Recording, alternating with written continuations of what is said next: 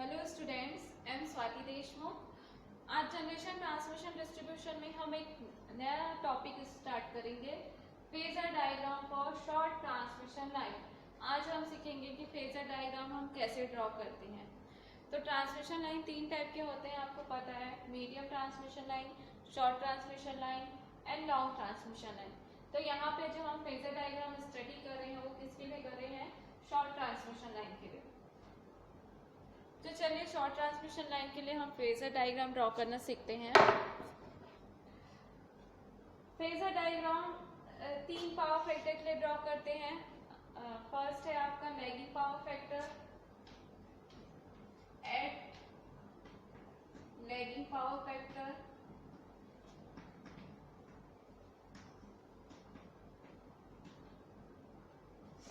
Second है आपका leading power factor and third one is unity power factor. तो सबसे पहले हम देखते हैं एट लैगिंग पावर फैक्टर। तो शॉर्ट ट्रांसमिशन लाइन में हमने वोल्टेज और करंट का इक्वेशन निकाला था। क्या इक्वेशन निकाला था for short transmission line? Vs is equal to क्या होता है? VR प्लस Z IR, ये हमने निकाला था। Sending end voltage Vs is equal to क्या होता है? VR plus ZIR।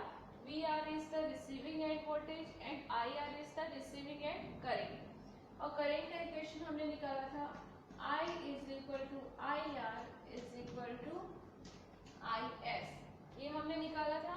Short transmission line में कोई भी शंट पाथ नहीं होता है, इसलिए जो करंट होता है आपका sending end current, receiving end current equal होता है I।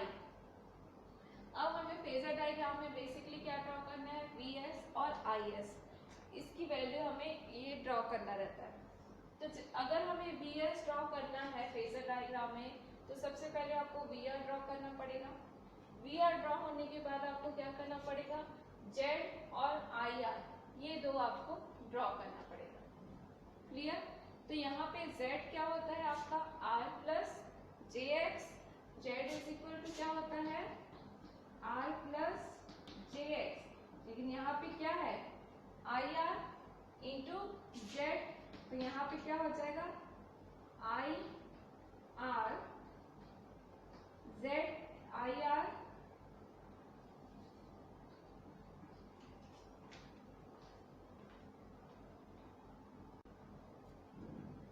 यहाँ पे क्या हो जाएगा? IR इंटू R और IR इंटू X। लेकिन शॉर्ट ट्रांसमिशन लाइन में आपको पता है IR is equal to IS is equal to क्या होता है? I। तो हम इसको सिंपली क्या लिख सकते हैं? IR और IX ये लिख सकते हैं। तो अगर आपको ये ड्रॉ करना है तो क्या ड्रॉ करना पड़ेगा आपको? IZ IR और IX, ये हमें ड्रॉ करना पड़ेगा। क्लियर? तो मैं इसको लिख सकती हूँ क्या? I, सिर्फ I लिख सकती हूँ, क्योंकि शॉर्ट ट्रांसमिशन लाइन में क्या हो रहा है? I is equal to IR is equal to IS। तो मैं इस इक्वेशन को लिखती हूँ Vs is equal to VR plus ZI। यहाँ पे ZI की वैल्यू क्या है? IR IX। तो सबसे पहले आपको VR ड्रॉ करना पड़ेगा, फिर ये ड्रॉप को ड्रॉ करना पड़ेगा, तभी आपको क्या मिलेगा? Vs मिलेगा। तो चलिए सीखते हैं हम फेजर डायग्राम ड्रॉ करना। सबसे पहले हम देखते हैं at lagging power factor. Clear? VR को हम जो रिसीविंग एंड वोल्टेज है उसे रिफरेंस फेजर ले रहे हैं। VR को हम क्या ले रहे हैं? रिफरेंस फेजर ले रहे हैं। तो ये हो गया आपका रिफरेंस फेजर VR। अब फॉर लैगिंग पावर फैक्टर है, ये किसके लिए है? लैगिंग पावर फैक्टर है। तो लैगिंग पावर फैक्टर के लिए क्या होगा? करंट लैग करेगा वोल्टेज को by an angle phi R। हम लैगिंग पावर फैक्टर के लिए पढ़ रहे हैं, तो लैगिंग पावर फैक्टर में क्या होगा? VR को हमने रिफरेंस फेजर लिया है, अब हमें IR ड्रॉ करना है। तो लैगिंग पावर फैक्टर के लिए क्या होगा? IR लैग करेगा किसको? VR को by an angle pi R। तो ये कौन सा हुआ आपका? ये जो लाइन है वो क्या कहलाएगा? IR रिसीविंग एंड करंट लेकिन शॉर्ट ट्रांसमिशन लाइन में receiving end current is equal to sending end current is equal to I. तो I R is equal to I S is equal to I, ये लिख सकती हूं मैं for only short transmission line. अब देखिए we are हमने draw कर दिया है, अब हमें क्या ड्रॉ करना है, जेड आई या जेड आई आर दोनों इक्वल है। तो यहाँ पे देखिए आई भी ड्रॉ हो गया है। अब हमें सिर्फ क्या ड्रॉ करना है, आई आर और आई एक्स ड्रॉ करना है। तो देखिए इसको ड्रॉ करने से पहले आपको कुछ चीजें जानना है। रेजिस्टेंस के केस में क्या होता है, वोल्टेज और करेंट दोनों क्या होते हैं, सेम फेज में होंगे। क्लियर? रेजिस्टेंस के केस में क्या होगा, वोल्टेज और करंट क्या होगा, सेम फेज में होगा। और इंडक्टेंस के केस में क्या होता है, वोल्टेज लीड करता है करंट से by an angle 90 degree. Inductance के केस में क्या होता है, वोल्टेज लीड करता है करंट से by an angle 90 degree.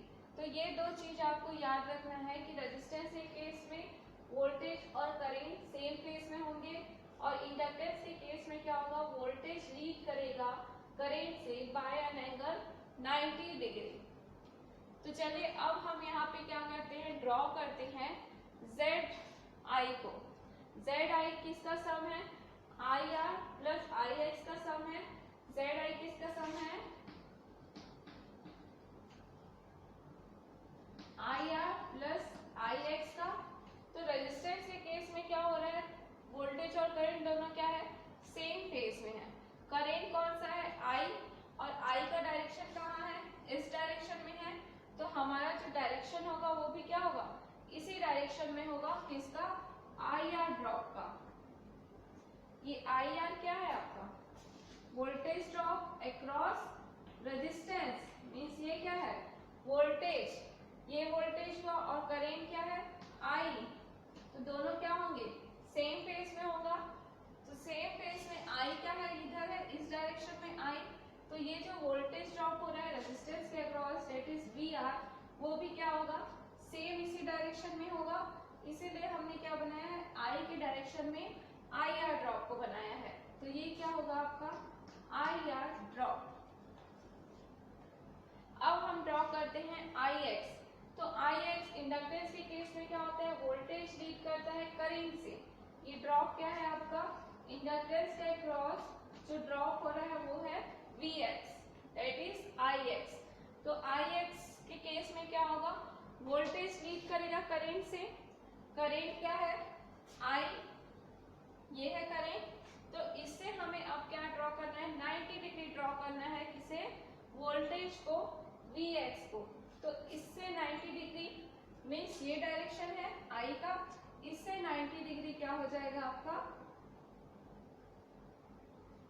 I x.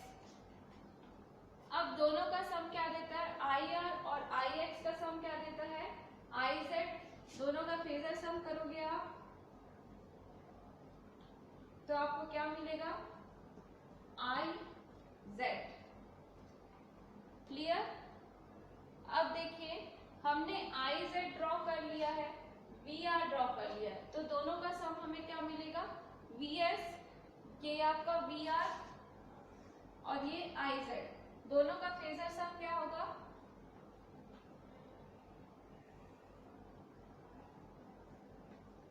दोनों का फेजर सम क्या मिलेगा आपको, वी एस। क्लियर?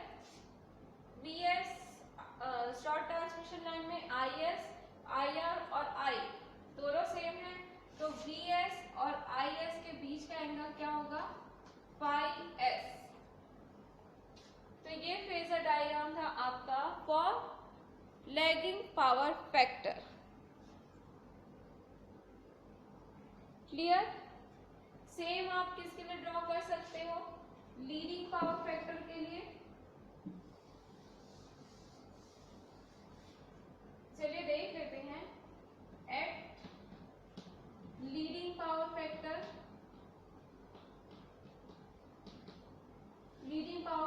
तरीके से समझते हैं। लीडिंग पावर फैक्टर में क्या होगा, सेम वी आर को हम क्या ले रहे हैं, रेफरेंस फेजर,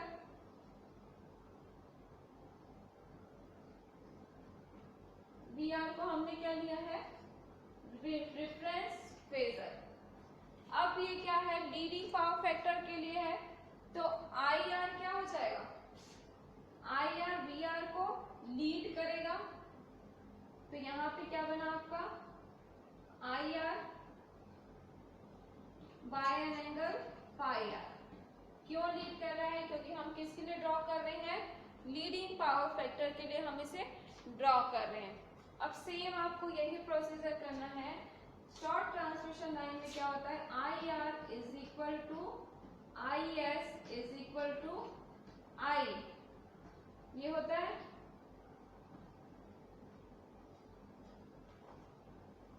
तो इसके बाद हम क्या ड्रॉ करेंगे, इस ड्रॉप को ड्रॉ करेंगे। ये क्या ड्रॉप है, रेजिस्टेंस के अक्रॉस ड्रॉप वी आर, और ये इंडक्टेंस के अक्रॉस ड्रॉप वी एक्स। तो आपको पता है रेजिस्टेंस के केस में क्या होता है, वोल्टेज और करंट दोनों क्या होता है, सेम फेज में, तो वी आर और आई आर का डायरेक्शन क्या होगा, सेम होगा। क्लियर, तो वी आर और आई आर का डायरेक्शन हम क्या बनाएंगे, सेम बनाएंगे।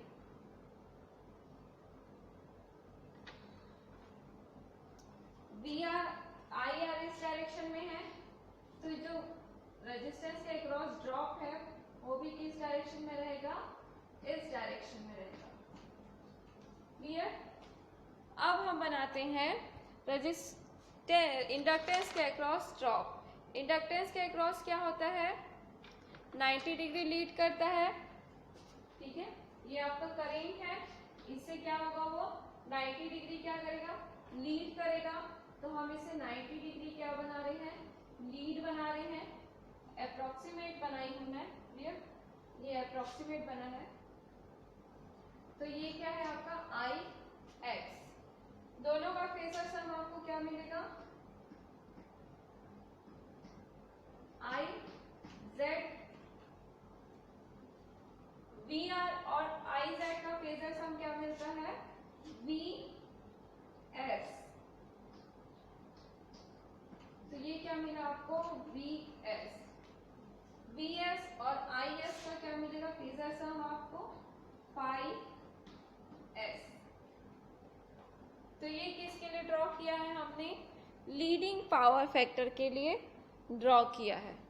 तो चलिए अब यूनिटी पावर फैक्टर के लिए भी देख लेते हैं।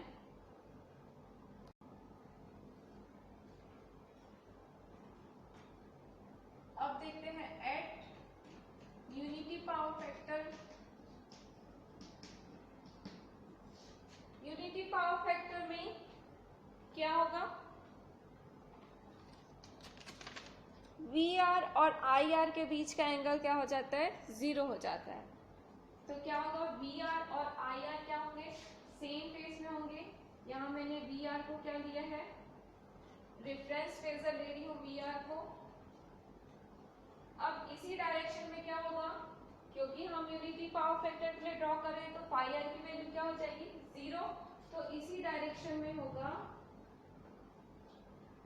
आई R is equal to I S is equal to I. Clear,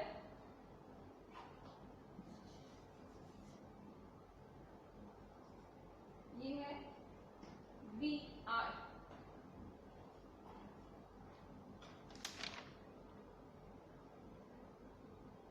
अब यूनिटी पावर फैक्टर के लिए हमें फिर से क्या ड्रॉ करना है, आई आर और आई एक्स।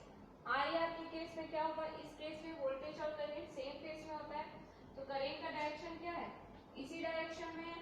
तो हमारा जो आई आर ड्रॉप होगा वो भी क्या होगा, इसी डायरेक्शन में होगा। इंडक्टेंस के केस में क्या होता है, वोल्टेज 90 डिग्री क्या करता है, लीड करता है करंट से। तो करंट कहाँ पे है, ये है आपका करंट। इस करंट से हमें 90 डिग्री लीड बनाना है किसे, वोल्टेज को, दैट इज आई एक्स को। ये किसके अक्रॉस वोल्टेज है, वी एक्स के अक्रॉस वोल्टेज। अब देखिए